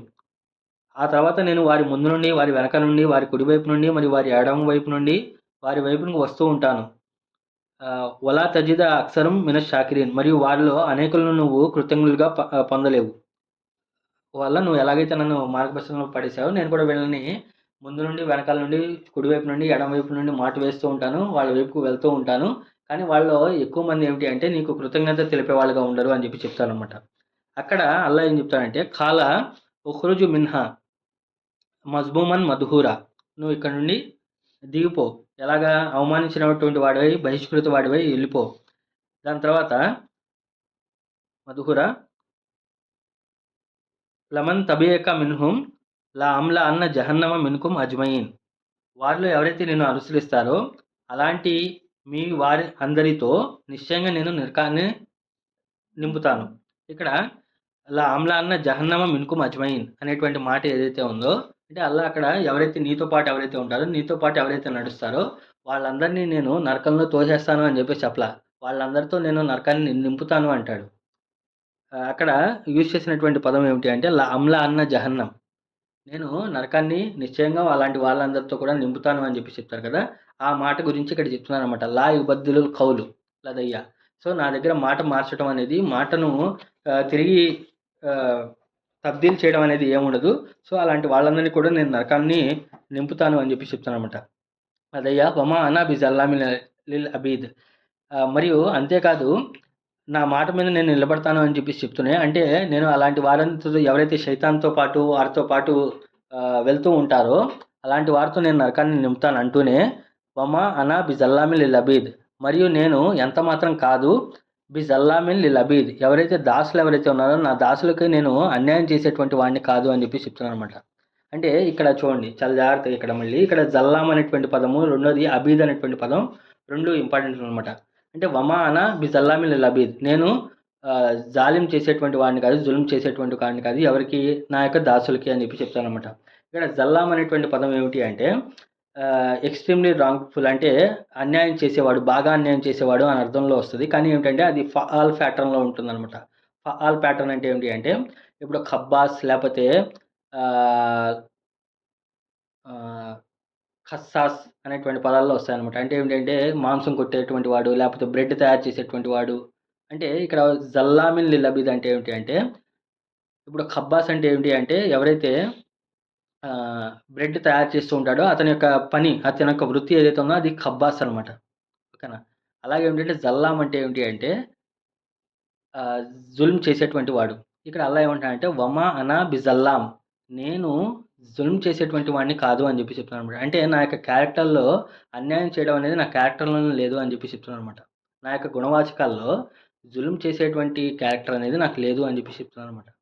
ఎవరి పట్ల అంటే లిల్ అబీద్ అని చెప్పి చెప్పారు అనమాట. లిల్ అబీద్. ఇక్కడ ఇదే సూరాలో ఏమిటంటే అబ్ద్ అనేటువంటి పదానికి ప్లూరల్ ఫామ్గా రెండు పదాలు వాడాడు. ఒకటి ఇబాద్ లికుల్లి అబ్ది మునీబ్ అని చెప్పేసి ముందు వస్తుంది అనమాట. అక్కడ ఇబాద్ అనేటువంటి పదం వస్తుంది. రెండోది ఇక్కడ ఏమిటంటే అబీద్ అనేటువంటి పదం వచ్చిందనమాట. ఇబాద్ అనేటువంటి పదం ఎవరిని యూజ్ చేస్తారంటే ఇబాదుర్ రహమాన్ అని చెప్తాం కదా మనం. ఇబాదుర్ రెహమాన్ అని ఒకటి అంటాం. రెండోది ఇక్కడ అబీద్ అనేటువంటి పదం వచ్చిందనమాట. ఇబాద్ అంటే ఏమిటి అంటే ఎవరైతే అల్లాను ఆరాధిస్తూ ఉంటారో, ఎవరైతే ఆహ్, గౌరవ సూచకంగా ఉంటారో వాళ్ళని ఇబాద్ అనేటువంటి పదంతో యూజ్ చేయడం జరుగుతుందనమాట. అంటే పాజిటివ్ నోషన్‌లో చెప్తారనమాట. ఇక్కడ అబీద్ అనేటువంటి పదం ఎవరిని యూజ్ చేస్తారు అంటే, అంటే ఇప్పుడు ఈ అరబీ అక్షరాలు ఎక్కడ ఎలా మాట్లాడుకోవాలి అంటే మనం, ఆ రోజుల్లో దాసులుంటారు గదా! ఆ రోజుల్లో బానిసలుంటారు గదా! ఆ రోజుల్లో బానిసలు ఏమిటి అంటే ఇబాద్ అని చెప్పేసి చెప్పాడు అంటే వాళ్ళేంటంటే తన యొక్క యజమానికి గౌరవంగా ఉంటూ అతన్ని పని చేస్తూ ఉండేవాడు ఎవరైతే ఉన్నాడో అతన్ని ఇబాద్ అని చెప్పి చెప్తారు. అలా గాకుండా అబీద్ అని చెప్పేసి ఎవరిని అంటారంటే ఎవడినైతే ఆహ్, చెప్పిన మాట వినకుండా అతన్ని బాగా కొడుతూ ఉంటారో, అంటే ఎవరినైతే డీగ్రేడ్ చేస్తూ ఉంటారో, అంటే అతని చేత గొట్టు చాకిరీ చేపిస్తూ ఉంటారు చూసారా? అలాంటి వాడిని అబీద్ అని చెప్పేసి చెప్తారనమాట. ఇక్కడ అల్లాహ్ చెప్పేటువంటి విషయం ఏంటి అంటే ఇబాద్ వదిలేసారు. అంటే మంచిగా ఆరాధించేటువంటి దాసులు కాదు. అబీద్ అంటే ఏమిటి అంటే అసలు దేవుడిని ఆరాధించిన వాళ్ళు కూడా వాళ్ళ పట్ల కూడా నేను జుల్మ్ చేసేటువంటి వాడిని కాదు అంటున్నాడు. మీకు అర్థమైందా? అబీద్ అనేటువంటి పదం ఏంటి అంటే దేవుడిని ఆరాధించకపోయినా ఆళ్ళు కూడా నా దాసులే కాబట్టి లేపోతే మామూలుగా ఆ రోజు కాలంలో ఏమిటంటే ఎవరి చేతైతే బాగా హింసించి గొడ్లు చాకిరీ చేపిస్తారో అలాంటి వాడిని అబీద్ అని చెప్పి చెప్తారనమాట. అలాంటి స్లేవ్స్, అలాంటి బానిసలు. నేను అలాంటి బానిసల పట్ల కూడా నేను జుల్మ్ చేసేటువంటి వాడు కాదు. నేను అన్యాయం చేసేటువంటి వాడిని కాదు అని చెప్తాడనమాట. ఇంకో హదీస్‌లో అల్లా ఏమంటాడంటే ప్రవక్త ముహమ్మద్ సల్లల్లాహు అలైహి వసల్లం హదీస్‌లో ఏమిటంటే ఒక రవ్వంత జుల్మ్ కూడా అల్లా చేయడు అని చెప్పి చెప్తాడనమాట. మిస్కాల జర్రతిన్ జర్రా అంటే ఇసుక రేణువు అంత లేపోతే ధూళి కణం అంతా కూడా అన్యాయం చేసేటువంటి వాడు కాదు అల్లా అని చెప్పేసి అల్లా యొక్క క్యారెక్టర్ గురించి చెప్పడం జరుగుతుందనమాట. సో మా యుబద్దలు కౌలల్ అదయ్యి అంటే ఇక్కడ అల్లా వారందరితో నరకాన్ని నింపుతాను అని చెప్పేసి చెప్పినప్పుడు మరి సాధారణ ప్రజలు అందరూ కూడా వాళ్ళు అన్యాయం అయిపోతారో అనేటువంటి బాధ అవసరం లేదు మీరు. ఆయన రవ్వంత అన్యాయం కూడా మీకు చేయడు అని చెప్పి చెప్పడం జరుగుతుందనమాట. దాని తర్వాత యౌమ నఖూలు లి జహన్నమ హలీం తలాతి వ తఖూలు హల్ మిన్ మజీద్. ఇది ఖురాన్‌లోనే మొత్తం డేంజరస్ అంటే భయంకరమైనటువంటి ఆయతలో ఒక ఆయత్ అనమాట. నరకాన్ని గురించి చెప్తూ అక్కడ అల్లా ఏమడుగుతున్నాడంటే యౌమ నఖూలు లి జహన్నమ. యౌమ అంటే ఆ రోజు, నఖూలు అంటే మేము అతనితో అడుగుతాము, అతన్ని ప్రశ్నిస్తాము, అతనితో చెప్తాము. ఎవరితో? జహన్నమ. జహన్నమ అంటే నరకంతో. నరకంతో మేము ఆ రోజు అడుగుతాము. హలిం తలాతి. హల్ అంటే ఏమి? తలాతి. ఇమ్తలాతి. ఇమ్తలాతి అంటే ఏమిటంటే ఏమి నువ్వు నిండిపోయావా? ఏమి నువ్వు నిండిపోయావా? అని చెప్పేసి అడగడం జరుగుతుందనమాట. అంటే ఇక్కడ దానికి అది నరకం ఏం సమాధానం చెప్తున్నాడంటే "వ తఖూలు హల్ మిన్ మజీద్." మరియు దానికి సమాధానంగా ఏమిటి అంటే నరకం ఏముంటుందంటే హల్మీ మజీద్ ఏమి ఇంకా ఏమైనా ఉందా అని చెప్పి చెప్పడం జరుగుతుందనమాట. ఇక్కడ ఏం జరుగుతుంది అంటే సో ఎవరైతే వీళ్ళందరూ కూడా తిరస్కారాలు ఎవరైతే ఉన్నారో మాట విన్న వాళ్ళు ఎవరైతే ఉన్నారో వాళ్ళందరినీ కూడా నరకం ముందుకు తీసుకెళ్ళడం జరుగుతుందనమాట. ఇక్కడ నరకం గురించి చెప్పినప్పుడు నరకం దగ్గర స్వర్గం దగ్గర ఒక డిఫరెన్స్ ఏమిటి అంటే నరకం దగ్గర ఏమవుతుంది అంటే డోర్స్ ఎప్పుడు కూడా క్లోజ్ అయి ఉంటాయి. డోర్స్ ఎప్పుడు కూడా మూసివేసి ఉంటాయన్నమాట. స్వర్గం దగ్గర ఏమవుతుంది అంటే డోర్స్ ఎప్పుడు కూడా ఓపెన్ చేసే ఉంటాయన్నమాట. అంటే స్వర్గంలో అందరికీ ప్రవేశం రండి, రండి సలామన్ సలామా అని చెప్పేసి పిలిచేస్తా ఉంటారు. కానీ నరకం దగ్గర అలా ఉండదు. నరకవాసులు ఎప్పుడైతే డోర్ దగ్గరికి వెళ్తారో అది ఆటోమేటిక్‌గా ఓపెన్ అయ్యి లోపలికి లాక్కోబడతాడనమాట. స్వర్గవాసి దగ్గరికి వెళ్ళేటప్పుడు ఏంటంటే లోపల హాయిగా వెళ్తా ఉంటాడు. ఇది ఎక్కడ ఉంటుంది అంటే సూరజ్ జుమర్ మీరు చూసినట్లయితే కేవలం ఒక వావ్ అనేటువంటి అక్షరంతో ఈ 2 డిఫరెన్స్ అనేది కనబడుతుందనమాట. 39వ సూర 71వ ఆయతలో ఏమొస్తుంది అంటే వసీకల్లజీన కఫరు ఇలా జహన్నమ జుమరా అని చెప్పి హత్తా ఇజాజా ఊహా ఫుతిహత్ అబ్వాబుహా. సో నరకవాసులందరూ కూడా నరకం వైపు తోయబడుతూ ఉంటాడు. హత్తా ఇజాజా ఊహా ఎప్పుడైతే ఎప్పుడు దాకైతే నరకవాసులు ఫుతిహత్ అబ్వాబుహా అంటే తలుపుల దగ్గరికి వెళ్తారో ఫుతిహత్ అబ్వాబుహా ఆ యొక్క తలుపులు ఏదైతే ఉన్నాయో అవి తెలుసుకోబడతాయి అని చెప్పి చెప్తారనమాట. అంటే హత్తా ఇజాజా అదేమిటి అంటే షరతు, జవాబు షరతు 2 పక్కపక్కనే ఉంటాయన్నమాట. ఎప్పుడైతే నరకవాసులు నరకం యొక్క ద్వారం దగ్గరికి వెళ్తారో అప్పుడు దాని యొక్క తలుపులు తెరవబడతాయి అని చెప్పి చెప్పారనమాట. అదే దాని తర్వాత 73వ ఆయతలో స్వర్గవాసుల యొక్క ప్రస్తావన చెప్తూ హత్తా ఇజాజా ఊహ వ ఫుతిహత్ అబ్వాబుహా అంటాడు. వా అనేటువంటి పదం వస్తుంది. హత్తా ఇజాజా ఊహ వ ఫుతిహత్ అబ్వాబుహా అంటాడు అనమాట. అక్కడ వావ్ అనేటువంటి పదం రావడం వల్ల ఏమైంది అంటే సో ఎప్పుడైతే స్వర్గవాసులు స్వర్గం యొక్క తలుపుల దగ్గరికి వెళ్తారో వ ఫుతిహత్ అబ్వాబుహా మరియు ఆ తలుపులు తెరిచివేయబడి ఉన్నాయి అని చెప్పి చెప్తారనమాట. అంటే ఆల్రెడీ అక్కడ తెరిచి ఉంటాయి. ఆ తెలుగు తెలిసిన తర్వాత రండి మీరు వెల్కమ్, స్వాగతం, స్వాగతం అని చెప్పేసి అక్కడ కాలు సలామన్ సలామా అని చెప్పేసి వాళ్ళని పిలుస్తూ ఉంటారనమాట. ఓకేనా? ఇక్కడ నరకం దగ్గర ఏమవుతుంది అంటే, సో అది క్లోజ్ అయిపోయి ఉంటది కదా! అదేమిటి అంటే బాగా లోపల ఆల్రెడీ ఫుల్ అయిపోయి ఉంటదనమాట. లోపల ఫుల్ అయిపోయి ఉండి, అక్కడ మిగతా ఇంకా నరకవాసులు మిగిలిపోయి ఉంటారు కొంతమంది. వాళ్ళేమనుకుంటారంటే, నరకం ఫుల్ అయిపోయింది కదా! ఇంక మనల్ని వదిలేస్తారేమో అని చెప్పేసి అనుకుంటూ ఉంటారు. అప్పుడు అడుగుతారనమాట. అల్లా అడుగుతాడు, "యౌమ నఖులుల్ జహన్నమ హలిం తలాతి" ఓ నరకం ఏంటి నువ్వు ఫుల్ అయిపోయావా అని చెప్పేసి చెప్తానమాట. దానికి అది ఆశ్చర్యపోతూ ఏంటి ఇంకా ఉన్నారా అని చెప్పేసి అది అడుగుతుందనమాట. ఏంటి ఇంకా ఉన్నారా అని చెప్పేసి అడుగుతుందనమాట. అది ఒక క్వశ్చన్. రెండోది ఏమిటి అంటే నరకం యొక్క ఇంకో క్యారెక్టర్ ఏమిటి అంటే అది ఎప్పుడూ కూడా తన లోపల తీసుకోవాలి తీసుకోవాలి అమితంగా తినేయాలి అమితంగా లాగేసుకోవాలి అనేటువంటి ఇది ఉంటుంది అనమాట. లోపల కాలిపోతూ ఉంటుంది కదా, ఇంకా కావాలి అనేటువంటి ఇది ఉంటుంది అనమాట. దానికి ఒక హదీస్‌లో ఏం చెప్తారు అంటే, సో, అల్లా ఏమిటి అంటే, అక్కడ వాళ్ళందరినీ కూడా ఆ మిగిలిన వారినందరినీ కూడా లోపల వేసేసి, తన యొక్క పాదంతో ఏమిటి అంటే, అక్కడ లోపలికి నొక్కడం జరుగుతది. అదేమిటి అంటే, దాని యొక్క ఆ యొక్క ఉగ్రతతో ఏమిటి అంటే, ఖత్తా ఖత్తా అని చెప్పేసి చెప్తదనమాట. ఇంకా చాలు, ఇంకా చాలు నేను నిండిపోయాను అని చెప్పేసి చెప్తదనమాట. అంటే అల్లా నీ యొక్క ఘనత సాక్షిగా నీ యొక్క ఘనత నీ యొక్క గొప్పతనం సాక్షిగా ఇంక నేను నిండిపోయాను. నాకు చాలు చాలు అని చెప్పేసి అంటదనమాట. అప్పుడు అది ఆగుతదనమాట. అలా వాళ్ళందరూ కూడా ఇది చేయడం జరుగుతుంది. అంటే ఇక్కడ హల్మిం మజీద్ అనేటువంటి పదానికి 2 అర్థాలు ఉన్నాయని చెప్పి చెప్తారనమాట. ఒకటేమిటి అంటే, "ఏమిటి ఇంకా ఉన్నారా?" అని చెప్పేసి ఒక ఆశ్చర్యంతో అడగటం జరుగుతది. ఇంకోటేమిటి అంటే, "ఇంకా ఉంటే పంపించు, ఇంకా ఉంటే పంపించు" అనేటువంటి విషయంలో కూడా అడుగుతదనమాట. ఎవరు నరకం అలా అందరిని కూడా తీసేసుకునేటువంటి విధంగా ఉంటుందనమాట. ఓకేనా? సో, ఇది నరకం గురించి. సో, ఇక్కడ నరకం గురించి అంత కఠినంగా చెప్పిన తర్వాత వెంటనే ఏమిటి అంటే, దాన్ని కాంపెన్సేట్ చేయడానికి ఏంటంటే స్వర్గం యొక్క విషయం చెప్పడం జరుగుతుందనమాట. అంటే ఇంత సడన్ గ్యాప్‌లో ఒకవైపు నరకం గురించి చెప్పు, మళ్ళీ ఒకవైపు స్వర్గం గురించి 2 పీక్స్, 2 ఎక్స్‌ట్రీమ్స్ గురించి చెప్పడం ఏమిటి అంటే ఈ ఆయత్‌లో మనకి ఇక్కడ గమనిస్తామనమాట. దాని తర్వాత ఏం చెప్తున్నారు అంటే, "ఉజ్లిఫతిల్ జన్నతు లిల్ ముత్తఖీన గైర బయీద్." అంటే మరియు ఉజ్లిఫత్ అంటే ఏమిటి అంటే జుల్ఫ్ అనేటువంటి పదం నుండి వస్తుందనమాట. లామ్ ఫే జుల్ఫ్ అంటే ఏమిటి అంటే దగ్గరికి తీసుకురావటం, ఖరీబ్‌గా ఉండటం, క్లోజ్‌గా తీసుకురావడాన్ని జుల్ఫ్ అని చెప్పేసి చెప్పడం జరుగుతుందనమాట. ఇంకా జుల్ఫ్ అనేటువంటి పదానికి ఇంకా అర్థం ఏమిటి అంటే ఏదైతే రాజు దగ్గర ఉన్నటువంటి మంత్రులు వారు దగ్గరగా ఉంటారు అని చెప్పి చెప్తారు కదా! దాన్ని ఇజ్లాఫ్ లేకపోతే అజ్లఫా అని చెప్పి చెప్పడం జరుగుతుందనమాట. యూసుఫ్ అలైహిస్సలాం వారిని అక్కడ రాజు తీసుకుంటాడు కదా! తన దగ్గరగా ప్రత్యేకంగా నేను పెట్టుకుంటాను అని చెప్పి చెప్తాడు కదా! అక్కడ అజ్లఫా అనేటువంటి పదాన్ని యూజ్ చేయడం జరుగుతుందనమాట. ఇంకా సులైమాన్ అలైహిస్సలాం గురించి ఖురాన్‌లో ఏం యూజ్ చేస్తాడంటే, ఇన్న లహు ఇందన జుల్ఫా అని చెప్పి చెప్పడం జరుగుతుందనమాట. అంటే సులైమాన్ అలైహిస్సలాం గురించి అల్లా పరిచయం చేస్తూ, ఇతను మా దగ్గర దాసుల్లో ఉన్నటువంటి వాడు. ఇతన్ని మేము తన యొక్క గౌరవాన్ని మేము పెంచాము. మా దగ్గర దగ్గరగా ఉన్నటువంటి వాడు అని చెప్పి చెప్పడం జరుగుతుందనమాట. అదే మనకు బైబిల్‌లో కూడా దాని గురించి వస్తుంది. నా జ్యేష్ఠ కుమారుడు అని చెప్పేసి చెప్తారు కదా! అలా ఆ విధంగా అనమాట. అంటే దగ్గరికి తీసుకురావటం, గుర్తింపు ఉండటం అని చెప్పేసి దాని యొక్క స్టేటస్‌ని పెంచడం అని అర్థం అనమాట. స్టేటస్‌ని దగ్గరగా తీసుకురావడం అని అర్థం అనమాట. ఉజ్లిఫతుల్ జన్నతు మరియు స్వర్గాన్ని తీసుకురాబడుతుంది దగ్గరగా ఎవరి కోసం అంట లిల్ ముత్తఖీన ఎవరైతే ఎవరైతే ఉన్నారో తఖ్వా వాళ్ళు ఎవరైతే ఉన్నారో దైవభీతి కలిగినటువంటి వాళ్ళు ఎవరైతే ఉన్నారో వాళ్ళ కొరకు స్వర్గం దగ్గరగా తీసుకురాబడుతుంది. గైర బయీద్ అంటే ఎంతో దూరం కాదు. బయీద్ అంటే చాలా దూరము. గైర బయీద్ అంటే దూరం ఎంత దూరం కాదు అని చెప్పేసి అనమాట.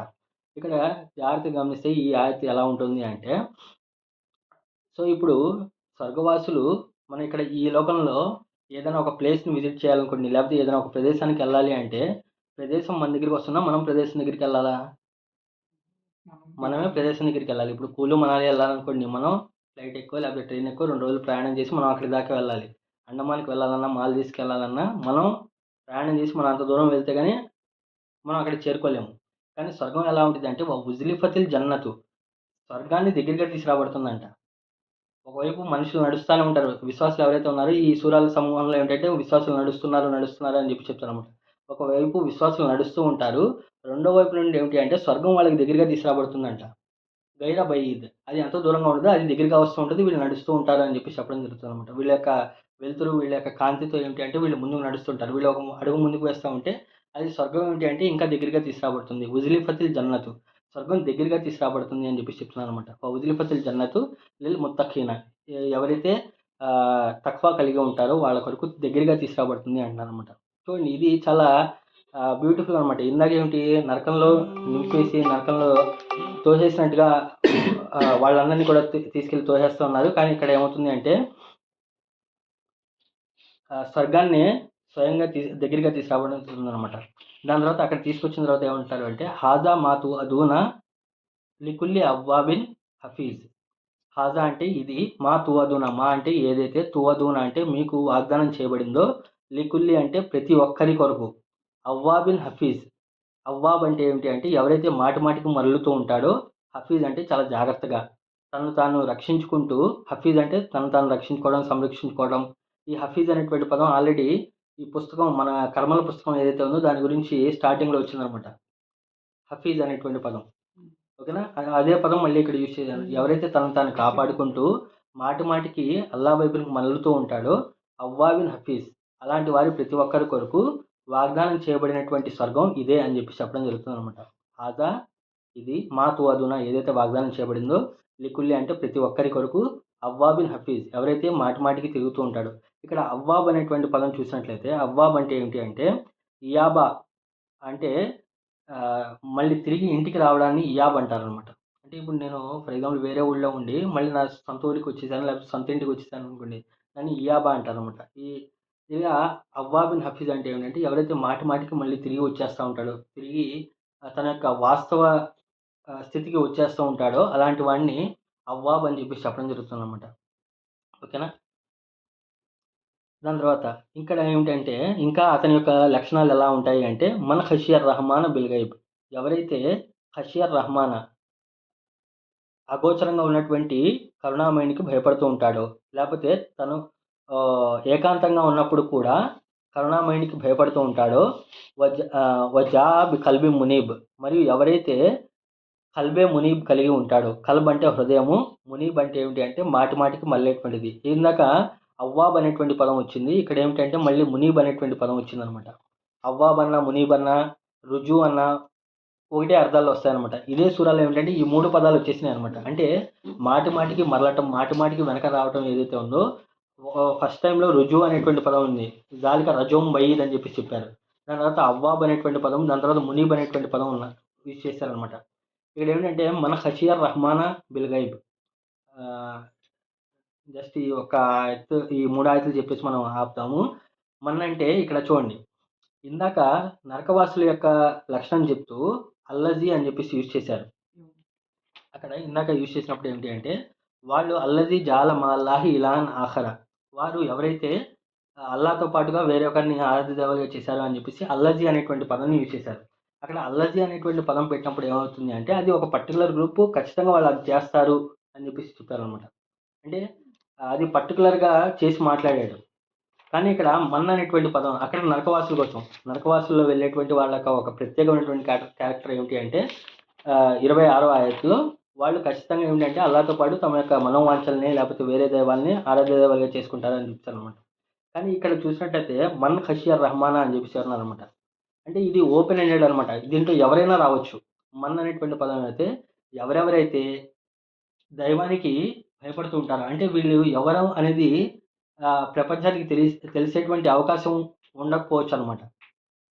మన్ అనేటువంటి పదం యూజ్ చేస్తే ఎవరెవరైతే భయపడుతూ ఉంటారో, ఎవరెవరైతే కరుణామయ అగోచరంగా ఉన్నటువంటి కరుణామయుడికి భయపడుతూ ఉంటారో అని చెప్పి చెప్తాను అనమాట. వాళ్ళు బహిర్గతంగా బయటపడవచ్చు, లేకపోతే బయటపడకపోయినా సరే ఎవరెవరైతే కరుణామయమైనటువంటి దేవునికి భయపడుతూ ఉంటారో, లేకపోతే తాము ఏకాంతంగా ఉన్నప్పుడు దేవునికి భయపడుతూ ఉంటారో, వజాబ్ కల్బి మునీబ్, మరియు వారు కలిగి ఉంటారో కల్బి మునీబ్. కల్బ్ అంటే ఏమిటి అంటే హృదయము, మునీబ్ అంటే ఏమిటి అంటే తిరిగి రావటం. ఇనాబా అనేటువంటి పదం నుండి వస్తుంది అనమాట. ఇక్కడ చూసినట్లయితే ఖషియా అనేటువంటి పదాన్ని యూజ్ చేశారనమాట. ఖషియా అనేటువంటి పదము, ఖౌఫ్ అనేటువంటి పదము ఖురాన్లో రెండు జనరల్గా యూజ్ చేస్తూ ఉంటాడు, ఖౌఫ్, ఖషియా.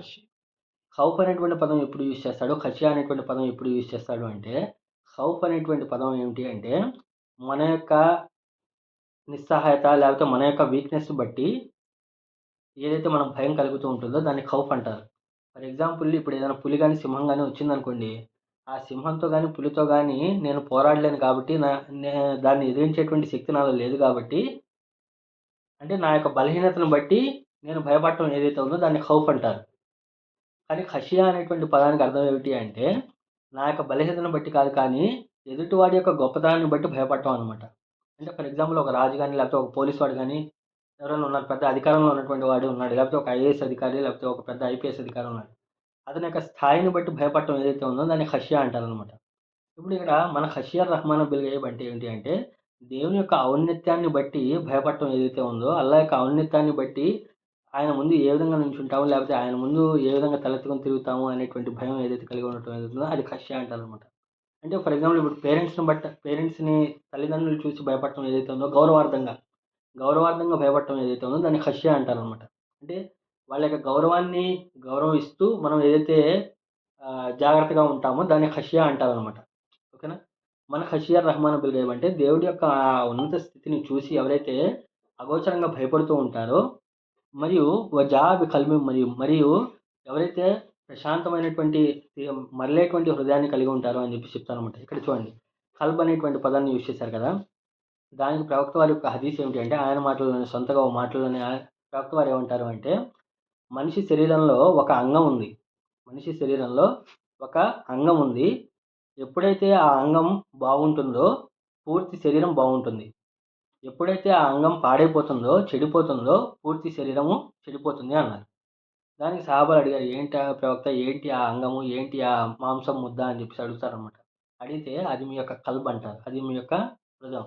ఎప్పుడైతే హృదయం బాగుంటుందో పూర్తి శరీరం బాగుంటుంది. ఎప్పుడైతే హృదయం పాడైపోతుందో మొత్తం కూడా పాడైపోతాడు మనిషి అని చెప్పి చెప్తారనమాట. అంటే కల్బి మునీబ్ అంటే ఏంటి అంటే, ఎప్పుడు కూడా ఏదైనా ఒక చిన్న పొరపాటు చేసినా, ఏదైనా ఒక మంచి పని చేసినా సరే, ప్రతి విషయం కూడా ఏమిటి అంటే అల్లాహ్ వైపున మళ్ళేటువంటి వాడు ఎవడైతే ఉన్నాడో అతన్ని కల్బే మునీబ్ అని చెప్పి చెప్పడం జరుగుతుందనమాట. ఇదే విషయాన్ని ముందు ఇక్కడ ఏం చేశారు అంటే, అబ్ది మునీబ్ అని చెప్పి ఈ సూరా స్టార్టింగ్‌లో అబ్ది మునీబ్ అన్నారు. దాసుడు మరలటం అన్నాడు. ఈ సూరా స్టార్టింగ్ ఆయతలో మీరు చూస్తే లికుల్లి అబ్ది మునీబ్ అంటాడు. ఈ ఈ విశ్వ వ్యవస్థ మొత్తం చూపిచ్చు తబ్సిరతం వ జిక్రా లికుల్లి అబ్ది మునీబ్ అంటాడు ఈ సూరా స్టార్టింగ్‌లో. అంటే ఏంటంటే ఈ భూమి, ఆకాశము వీటిలో ఉన్నటువంటి అన్నిట్లో కూడా సూచనలున్నాయి. మళ్ళేటువంటి ప్రతి దాసుడుకు అని చెప్పేసి చెప్తాడనమాట. ఇక్కడ ఏమంటున్నాడంటే వజాబి కల్బి మునీబ్, ఎవరైతే తన యొక్క హృదయాన్ని మాటిమాటికి తిరిగి రప్పిస్తూ ఉంటాడో అది. దీనికి ప్రవక్త వారు ఇంకా ఏమంటారు అంటే, ప్రతి ఒక్క విశ్వాసికి ఏమిటి అంటే తన యొక్క విశ్వాస యొక్క స్థాయి పెరుగుతూ ఉంటుంది, తగ్గుతూ ఉంటుంది అని చెప్పి చెప్తారనమాట. దానికి మరి ఏంటి ప్రవక్త దీని యొక్క ఇలాజ్ ఏమిటి? దీని యొక్క సొల్యూషన్ ఏమిటి అని చెప్పేసి అడుగుతాననమాట. విశ్వాసం పెరుగుతూ ఉంటుంది, తగ్గుతూ ఉంటుంది కదా! దీని యొక్క ఆహ్, పరిష్కారం ఏమిటి అంటే దానికి ప్రవక్త వారు ఏమంటారంటే జిక్ర కసరతుల్ మౌత్ వల్ ఖురాన్ అంటారు. మీరు మరణాన్ని ఎక్కువగా జ్ఞాప్తి చేసుకుంటూ ఉండండి, ఖురాన్ని ఎక్కువగా పఠిస్తూ ఉండండి అంటారనమాట. ఈ సూరా ఏదైతే ఉందో ఈ సూరా రెండిటికి సొల్యూషన్ అనమాట. మరణాన్ని గుర్తు చేస్తూ ఉంటుంది. రెండో వైపు ఖురాన్ యొక్క ఇంపార్టెన్స్ గురించి ఈ సూరా 2 చెప్తుందనమాట. ఈ రెండిటి యొక్క సొల్యూషన్ ఇక్కడ ఉంటుందనమాట. ఓకేనా? ఇది. సో, ఇది మన ఖషియర్ రహమాన్ బిల్ గైబి వ జా బి కల్బి మునీబ్, ఎవరైతే అగోచరుడుగా ఉన్నటువంటి కరుణామయుడిని భయపడుతూ ఉంటారో, మరి అలాగే ఏమిటి అంటే ఏకాంతంలో ఉన్నప్పుడు కూడా ఆ కరుణామయుడికి భయపడుతూ ఉంటారో, మరియు ఎవరైతే మాటిమాటికి తిరిగేటువంటి హృదయం కలిగి ఉంటారో అలాంటి వారి కొరకు ఈ స్వర్గం ఏదైతే ఉందో అది దగ్గరికి తీసుకురాబడుతుంది అని చెప్పి చెప్తున్నాననమాట. అక్కడికి వెళ్ళిన తర్వాత ఏం చెప్పబడుతుంది అంటే, అక్కడ ఆల్రెడీ డోర్స్ తెరిసే ఉన్నాయి. దగ్గరికి రాబడింది. డోర్స్ ఆల్రెడీ తెరవబడింది. అక్కడ ఏం చెప్తారంటే ఉదుఖులూహా బిసలాం, దీంట్లో మీరు ప్రవేశించండి నిశ్చింతగా, శాంతిగా మీరు దీంట్లోకి ప్రవేశించండి. జాలిక యౌముల్ ఖులూద్, ఈ దినం ఏదైతే ఉందో అది శాశ్వతమైనటువంటి దినం. జాలిక యౌముల్ ఖులూద్. ఖులూద్ అంటే ఏంటంటే శాశ్వతంగా, ఎటర్నల్ అనమాట. ఇక్కడికి వచ్చిన తర్వాత లిమిటెడ్ టైం ఆఫరు, లేకపోతే 2 రోజులు ఉండి వెళ్ళిపోయేటువంటి ఇది కాదు. ఇక్కడ మీరు శాశ్వతంగా ఇక్కడే ఉండిపోతారు మీరు అని చెప్పేసి చెప్పడం జరుగుతుందనమాట. జాలిక యౌముల్ ఖులూద్. లహుం మా యషాఊన ఫీహా వలదైనా మజీద్. లహుం అంటే వారి కొరకు మా యషావు, ఏదైతే వారు కోరుకుంటారో, ఫీహా అందులో ఉంటుంది, వలదైనా మజీద్ మరియు మా దగ్గర ఇంకా చాలా ఉంది అని చెప్పి చెప్తానమాట. దీని గురించి ఉమేర్ ముల్సబ్ గారు ఎప్పుడో ఉన్నప్పుడు ఇది సూరా గురించి చెప్పేటప్పుడు, సో మనం ఏమనుకుంటామంటే ఎవరైతే స్వర్గవాసులు స్వర్గాన్ని మొత్తం తీసేసుకున్న తర్వాత అల్లా దగ్గర ఏమి ఉండదేమో ఇవ్వడానికి, లేకపోతే అల్లా దగ్గర ఇంకా మనం ఏమైనా కోరుకుంటే ఇంకా ఆయన దగ్గర ఖజానా ఖాళీ అయిపోయిద్దేమో అనుకుంటారు. కానీ ఏమిటంటే వాళ్ళదైనా మజీద్, మా దగ్గర ఇంకా చాలా ఉంది అని చెప్పి చెప్తానమాట. అంటే స్వర్గవాసులంతా కూడా స్వర్గాన్ని మొత్తం తీసుకున్నా సరే, అది 1% కూడా కాదనమాట. అదేమిటంటే వలదైన మజీద్ అంటే అర్థం ఏమిటి అంటే, ఆయన దగ్గర ఇంకా సామ్రాజ్యం చాలా ఉంది. ఎంత ఇసుకుంటూ పోయినా సరే, ఆయన దగ్గర ఇవ్వడానికి ఇంకా చాలా ఉంది అని చెప్పేసి చెప్పడం జరుగుతుందనమాట. ఇక్కడ ఈరోజు ఇక్కడ మన ప్రభుత్వాల దగ్గర గానీ, లేపోతే ఇక్కడ ఉన్నటువంటి రాజుల దగ్గర కానివ్వండి, ఎవరైనా సరే ఏదైనా మంచి పని చేశాడని చెప్పేసి బహుమానం ఇచ్చుకుంటూ వెళ్ళాడనుకోండి, కొన్ని రోజులకి ఆ రాజు ఏమైపోతాడు? దివాలా తీసేస్తాడు. బికారి అయిపోతాడు. కానీ సృష్టికర్త అయినటువంటి అల్లా దగ్గర అలా ఉండదనమాట. నువ్వు ఏది కోరుకుంటావో అది లభిస్తుంది. ఏది కావాలంటే అది లభిస్తుంది. ఎంత కావాలంటే అంత లభిస్తుంది. కానీ అదంతా కూడా ఇచ్చుకుంటూ పోయినా సరే, వలదైనా మజీద్ మా దగ్గర ఇంకా చాలా ఉంది అని చెప్పేసి చెప్పడం జరుగుతుందనమాట. కానీ ఇక్కడేమిటి అంటే ఇహలోకంలో ఎవరైనా రాజిస్తుంటే అక్కడితో అతని యొక్క ఖజానా ఏమిటంటే తరిగిపోతూ ఉంటుందనమాట. కానీ అల్లా యొక్క ఖజానా ఏమిటంటే ఇంకా పెరుగుతూ ఉంటుంది అని చెప్పి చెప్పడం జరుగుతుందనమాట. కాబట్టి ఈరోజు చెప్పినటువంటి ఆయతులు ఏదైతే ఉన్నాయో అవి 22 దగ్గర నుండి 35 ఆయతుల దాకా. సో అక్కడ ఏమిటి అంటే ఒక కరీన్ ఎవరైతే ఉన్నాడో మనతో పాటు ఒక సహచరుడుగా ఒక అతను ఉంటాడు. అతను ఏమిటి అంటే శైతాన్ ద్వారాగా నియమించబడినటువంటి ఒక కరీన్ అనమాట. అతను ఏమిటి అంటే చెడు వైపునకు, తప్పు వైపునకు ప్రోత్సహిస్తూ ఉంటాడు. ఎవరైతే అతని మాట విని అతని దారిలో వెళ్ళిపోతాడో మనం అతని మీద నెట్టొచ్చు, నెపం నెట్టొచ్చు అని చెప్పేసి చూసుకుంటాం కానీ, తీర్పు దినం రోజు అతనేమంటాడు అంటే, "ఓ అల్లా నేను అతన్ని మార్గభ్రష్టం చేయలేదు. నేను అతని వెంట తిరగలేదు. అతనే నా వెంట తిరుగుతున్నాడు. అతనే చాలా స్పష్టమైనటువంటి అజ్ఞానం చాలా దూరంలో ఉన్నాడు" అని చెప్పేసి అతను చేతులు దులుపుకొని మన మీద నెట్టేస్తాడనమాట. అప్పుడేమంటారంటే, "నువ్వు అతను కలిసి నరకంలో పొండి" అని చెప్పేసి తోసివేయబడతారు. నరకంలో ఏంటి అంటే ఎంతమంది వచ్చినా సరే దాని యొక్క దాంట్లో లోపల తీసుకుంటూనే ఉంటుంది. దాని తర్వాత ఏంటి అంటే ఎవరైతే దైవానికి భయపడి ఎవరెవరైతే దైవానికి భయపడి జీవితాన్ని గడుపుతూ ఉంటారో అలాంటి వారి కొరకు ఏమిటంటే స్వర్గం ఉంది. ఆ స్వర్గం ఎలా ఉంటుంది అంటే మనం ఒక అడుగు ముందుకు వేస్తే అది స్వర్గం కూడా మన దగ్గరికి తీసుకురాబడుతుందనమాట. ఉజిలిఫతిల్ జన్నతు లిల్ ముత్తఖీన స్వర్గం అనేది దగ్గరగా తీసుకురాబడుతుంది. సో, దాంట్లో ఏమిటి అంటే అది ఎవరి కొరకు ఉంటుంది అంటే వాళ్ళ యొక్క క్వాలిటీస్ చెప్పారనమాట. మాటి మాటికి మళ్ళేటువంటి హృదయం కలిగినటువంటి వాళ్ళు మరియు ఎవరైతే మాటి మాటికి ఆహ్ అల్లా వైపునకు తిరుగుతూ ఉంటారో అలాంటి వాళ్ళు అని చెప్పి చెప్పడం జరుగుతుందనమాట. దైవానికి భయపడేటువంటి వాళ్ళు. అలాంటి వారు శాంతిగా స్వర్గం లోపలికి ప్రవేశించండి. అక్కడ వారు శాశ్వతంగా ఉంటారని చెప్పి చెప్పడం జరుగుతుంది. సో, అక్కడ వారు ఏదైతే కోరుకుంటారో అదంతా కూడా లభిస్తుంది. మరి ఆ లభించినంత తీసుకున్న తర్వాత కూడా ఏంటి అంటే అల్లా దగ్గర ఇంకా చాలా ఉంటుంది అని చెప్పేసి చెప్పడం జరుగుతుందనమాట. కాబట్టి అల్లా మీకు, నాకు మనందరికీ కూడా ఖురాన్‌ను మరింత బాగా అర్థం చేసుకునే భాగ్యాన్ని ప్రసాదించుగాక. ఆమీన్. వాఖిర్ దవానా అల్హమ్దులిల్లాహి రబ్బిల్ ఆలమీన్. అల్లాహుమ్మా రబ్బీ జిద్నీ ఇల్మా. అల్లాహుమ్మా రబ్బీ జిద్నీ ఇల్మా. అల్లాహుమ్మా రబ్బీ జిద్నీ ఇల్మా. ఓ అల్లా మాకు మరింత జ్ఞానాన్ని ప్రసాదించు. ఓ అల్లా మాకు మరింత జ్ఞానాన్ని ప్రసాదించు. ఓ అల్లా మాకు మరింత జ్ఞానాన్ని ప్రసాదించు.